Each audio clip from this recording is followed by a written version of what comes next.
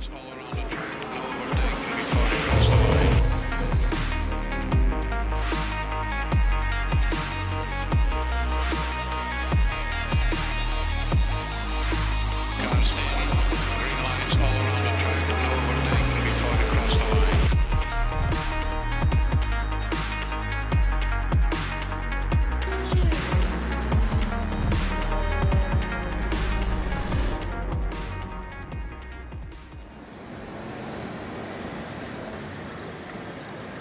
vient d'arriver. Ouais. Oh, Bonjour Hélène. bonjour. Bonjour Philippe. Bonjour Jean-Philippe. Alors pourquoi donner rendez-vous ici? On a la réponse derrière nous.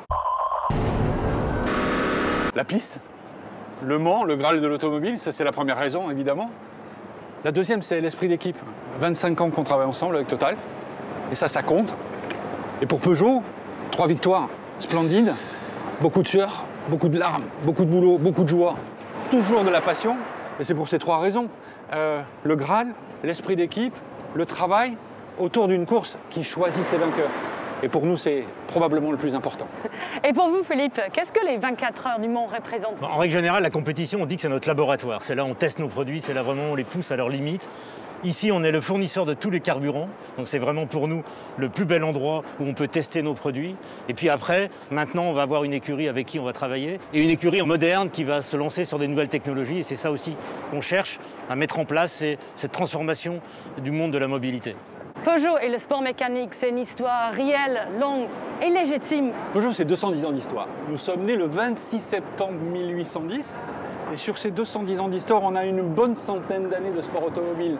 Indy, d'abord, les rallyes africains, le WRC, le Dakar, Pikes Peak. Et être là avec vous aujourd'hui revêt un caractère tout à fait spécial, très personnel, en dehors du plaisir de la course automobile. La semaine des 24 heures du Mans, c'est également l'occasion de donner le coup d'envoi du programme d'endurance. Oui, mais pas que. Alors évidemment, on a le programme d'endurance, qui est évidemment pour nous le point central de la semaine. Mais vous noterez qu'il est accompagné par la présentation du premier applicateur d'une ligne complète, 508 Peugeot Sport Engineered, qui soutient complètement l'opération de retour en endurance. C'est-à-dire qu'il ne pouvait pas y avoir de retour en endurance sans une traduction commerciale vie-série avec le plug-in hybride poussé jusqu'à 360 chevaux, 4 roues motrices et des émissions contenues, 46 grammes de CO2. C'est l'alliance entre le plaisir et ce qu'on appelle la néo-performance chez nous, high sensation, low CO2, high performance. Et donc, pour le retour de l'endurance, quelle catégorie est-ce que vous avez choisi? Hypercar, évidemment. Et puis, parce qu'on peut difficilement prétendre à autre chose, LMH. Donc, on va aller se frotter aux plus sérieux concurrents du plateau. On va essayer de faire de notre mieux. Et je peux vous dire que cette simple décision-là assoit toute la motivation de l'équipe, toute la motivation de l'entreprise, toute la motivation de la marque. On est tous derrière eux. Et on va essayer de donner le meilleur, évidemment, dans ce programme. Alors, est-ce que maintenant, on peut parler de la collaboration entre Peugeot et Total? Cette année, on marque les 25 ans de partenariat entre les deux équipes. C'est une véritable complicité parce que finalement, chacun, le constructeur essaye d'aller au maximum et de trouver et de gagner chacune de ces secondes qui font gagner les courses. Et nous, on est là pour contribuer avec des fluides, avec des huiles, avec des produits qui nous permettent de faire cette petite différence. Et c'est ça, et c'est une vraie complicité entre des solutions techniques, des problèmes techniques à résoudre et des solutions qu'on essaye d'apporter ensemble. Quelle est la stratégie de Total concernant l'évolution des énergies et la diversification d'électrification? On doit être avec la société, avec les citoyens, avec les constructeurs automobiles. Donc c'est un travail ensemble sur lequel nous, on doit apporter des solutions. Donc ça veut dire améliorer les carburants, et c'est le carburant Excellium, c'est le carburant dérivé de la compétition. C'est l'électrique, à la fois au niveau des produits pour les véhicules électriques, mais c'est aussi les bornes de recharge que l'on trouve dans les stations-service, mais pas que, dans les villes et chez des clients professionnels. Et on est en train d'équiper des dizaines de milliers de bornes de recharge en Europe.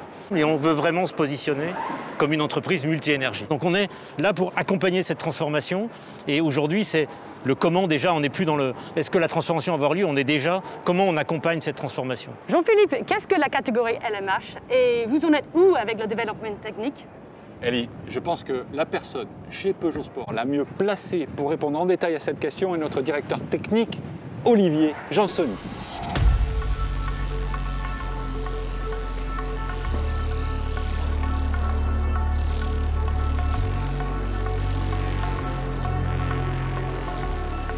Qu'est-ce que Le Mans Hypercar, avec des mots simples pour un novice?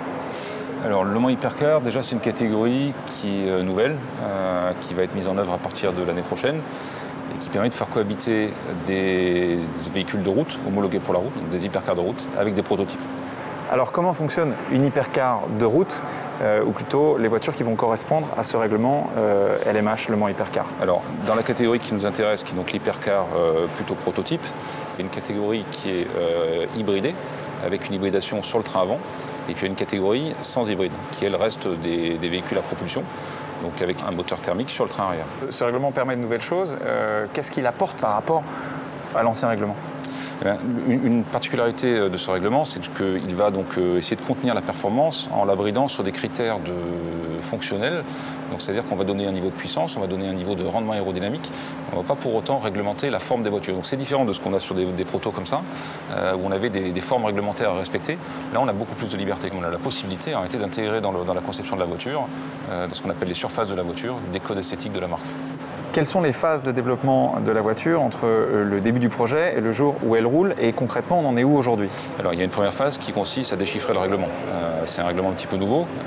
Il nous a fallu comprendre le contenu, comprendre ce qu'on pouvait en faire, et ensuite commencer une préétude avec une étude d'architecture globale où on choisit l'empattement, donc la largeur de la voiture, la longueur, la position exacte des roues, comment on va positionner le moteur, la boîte de vitesse, la coque, les grands concepts d'architecture de la voiture. On a eu un deuxième jalon important qui était le choix du concept du moteur thermique et puis le choix d'architecture de la chaîne de traction électrique. Donc comme c'est moins figé aujourd'hui, quel département vont pouvoir travailler avec vous? Alors aujourd'hui, outre les départements de Peugeot Sport, classique, moteur, système et châssis, on travaille également avec le style de la marque Peugeot pour essayer d'intégrer un maximum de code esthétique de la marque dans notre conception.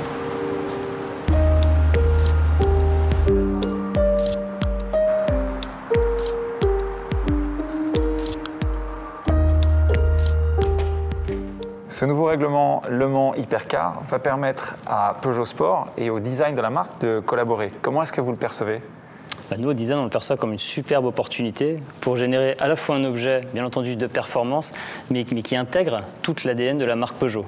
D'accord. Comment est-ce que vous allez faire? Ça a déjà été fait, en fait, la collaboration, même si maintenant c'est un petit peu nouveau. Comment ça se passe? Donc la collaboration pour l'instant démarre. Donc on est au stade de l'étude et du concept. On a échangé sur des concepts réglementaires pour s'assurer qu'on était bien calé sur ce qui est autorisé, ce qui ne l'est pas. Et ensuite, ça se fait par échange de surface, tout simplement. Alors justement, c'est tout le challenge de pouvoir intégrer l'ADN de la marque Peugeot dans ce design, en intégrant des codes qui soient faciles à identifier lors des phases de course, lors aussi des phases de jour et de nuit. Je pense par exemple aux signatures lumineuses. Donc ça, c'est vraiment des éléments qu'on va essayer de cultiver pour les porter sur cette auto. Est-ce que l'aspect hybride de ce règlement et de la voiture est inspirante pour le design? Alors c'est vrai que la notion d'hybridation, de performance électrifiée nous intéresse en tant que designer. Et d'un point de vue registre formel, langage, chez Peugeot, on cultive déjà sur nos véhicules de série vraiment une recherche autour de l'efficience pour essayer de coller au plus près de la technique. Et c'est bien tout l'enjeu, tout le travail qui est en train de débuter. Alors il y a eu déjà des collaborations par le passé entre le design et Peugeot Sport, notamment à Pikes-Peak, mais il y en a eu d'autres. Qu'est-ce qui est différent cette fois-ci? Oui, effectivement, il y a eu Pikes-Peak, il y a eu DKR. Ce qui est différent, c'est le potentiel du règlement. Et donc la chance qui nous est donnée de pousser cette collaboration à un niveau supérieur. pousser plus loin, c'est-à-dire jusqu'où et qu'est-ce que le règlement va permettre? Alors, on va le découvrir. Ça pour être complètement transparent, on n'est pas encore au bout de la démarche. Donc, on le saura, je pense, à la fin. Mais l'idée, c'est de se dire qu'on sait générer de la performance aérodynamique par des zones de la voiture qui ne sont pas forcément très visibles et donc pas très intrusives sur le style général de la voiture.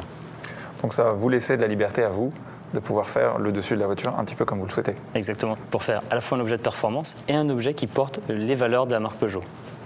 Mathias, depuis quelques minutes, en fait, je regarde aussi derrière toi. Est-ce que tu peux nous parler de ces sketchs ou de ces esquisses? Qu'est-ce que c'est exactement? Ces premières esquisses, ce sont les premières intentions, en tout cas venant du design, pour essayer justement de regarder quels sont les éléments forts, en tout cas qu'on aimerait porter sur ce véhicule.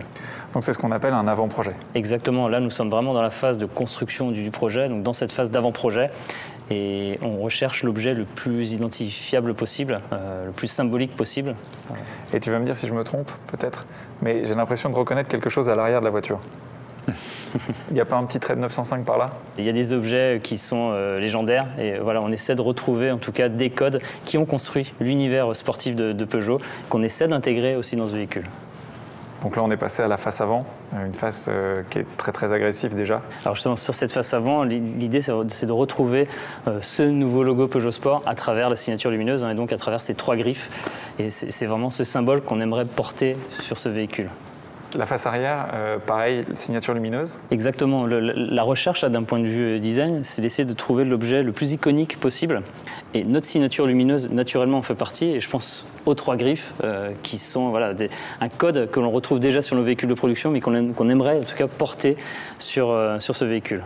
Au-delà des signatures lumineuses, il y a vraiment une recherche de fond sur cette notion d'efficience et comment cette efficience va se traduire en langage formel pour à la fois avoir un véhicule qui soit le plus sculpté possible et encore une fois le plus iconique à travers sa silhouette. Donc pour nous, maintenant, la difficulté va être d'intégrer cette vision-là dans nos formes aérodynamiques, assurer les besoins fonctionnels qu'on a en refroidissement, de frein, de radiateur, ainsi de suite. Le premier objectif, lors de ces premiers traits de crayon, c'est quoi? Alors, le premier objectif, c'est de sublimer la performance vue par Peugeot au travers d'une silhouette qui reste iconique, mais aussi élégante, athlétique, et c'est tout le travail qui est en cours avec les équipes design. Sur ce projet, donc c'est vraiment une toute petite équipe, à la fois de designers, de modeleurs 3D, qui travaillent dessus et qui commencent à dessiner l'objet et à modéliser en 3D ce véhicule. Mathias, est-ce que cette Le Mans Hypercar, elle préfigure du label Peugeot Sport Engineered? J'ai envie de dire que cette Le Mans Hypercar porte toutes les valeurs d'efficience et de performance qui sont naturellement dans les gènes de Peugeot Sport Engineered pour découvrir ce nouveau logo Peugeot Sport au Mans, derrière notre lion emblématique. Jean-Philippe, vous avez une présence forte ici aux 24 heures du Mans cette année. Quel est le message de ces lions? The Lion is back. On ne pouvait pas revenir au Mans sans vous le présenter. Et il va accompagner cette édition 2020 de toute sa puissance, de toute sa beauté. C'est extraordinaire. Et si vous devez résumer cette journée, quelle conclusion? Plaisir d'abord. Plaisir, une stratégie sportive qui rejoint cette néo-performance que l'on est en train de chercher dans notre offre série, portée par le label Peugeot Sport Engineered, qui entoure maintenant la marque. Et puis, je dirais, un challenge qui s'ouvre à nous et un message particulier pour tous ceux qui nous entendent, nous écoutent. Derrière cette opération, on a des clients que je voudrais saluer. On a les équipes du groupe qui sont avec nous, la recherche, le développement, l'industrie, les achats qui sont avec nous. Et on a les collaborateurs de Peugeot Sport. Et ces gens-là, je voudrais leur dire, allez, on est avec vous le Peugeot Sport, on est avec vous l'aventure Peugeot qui nous rappelle notre histoire, on est avec vous l'entreprise et on va se mettre au travail avec humilité mais une très grande détermination, vous nous connaissez. Encore une fois, c'est la course qui choisit ses vainqueurs, mais c'est nous qui sommes capables d'inverser peut-être le cours du jeu. Donc on va s'y mettre et on va s'y mettre ensemble. Voilà.